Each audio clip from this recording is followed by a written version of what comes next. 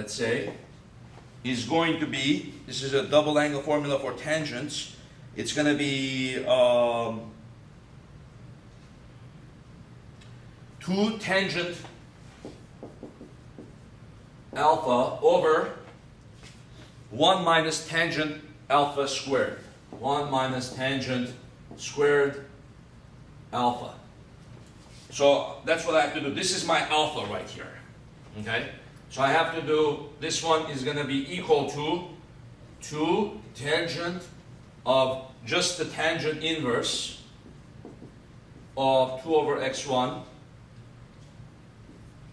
over 1 minus tangent of the tangent inverse of 2 over x1, the whole thing squared.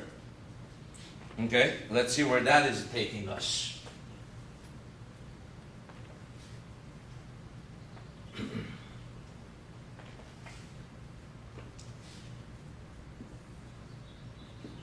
So what happens here? Well, tangent of tangent inverse, it cancels. So you get 2 times 2 over x1. 1 minus tangent of tangent inverse cancels. And then you're squaring this. You're squaring just this, not the 1. So you're going to get 4 over x1 squared. So what is that equal to? So you end up with 4 over x1 over x1 squared minus 4 over x1 squared. And then you're going to get, this is going to be 4 over x1 times x1 squared over x1 squared minus 4. x1 cancel. So it's 4x1 over x1 squared minus 4. Okay, so now we have an expression for what this is. That thing that we got is the tangent of the double angle. So we use the double angle formula. We got it simplified. But remember, going back to our original equation, tangent pi over 2, this thing, it was 1 divided by this.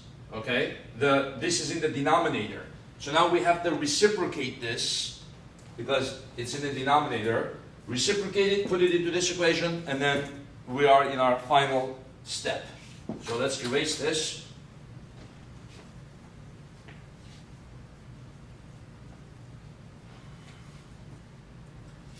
Y minus a quarter x1 squared.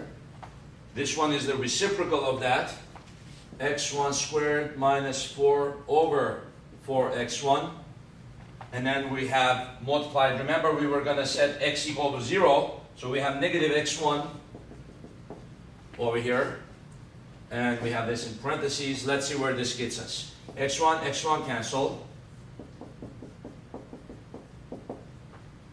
And then we have negative over here. So negative x1 squared divided by 4. And then negative makes this a positive. Okay? And then positive 4 over 4 is a 1. Now look what's happening. We are finally there. When the y goes over here, this thing goes over here.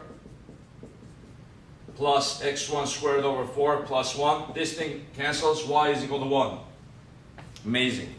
Okay? So any point on that parabola, if you have vertical lines, goes through the focal point. You can apply this to now another kind of parabola. If the parabola is a little bit more closed, if it was more open, but it should work. You could do the same kind of calculations on a general parabola. Y equals ax squared. Make a any kind of general variable, and it should also work. You could shift the parabola up and down, right and left, but that shouldn't change anything because the nature of the parabola stays a parabola. So you can see here how with some physics and some geometry and some math there, you could prove something very, very valuable in our understanding of the universe, because when we make these telescopes, we want the best picture quality that we can when we are taking and analyzing pictures of the universe. Thank you very much.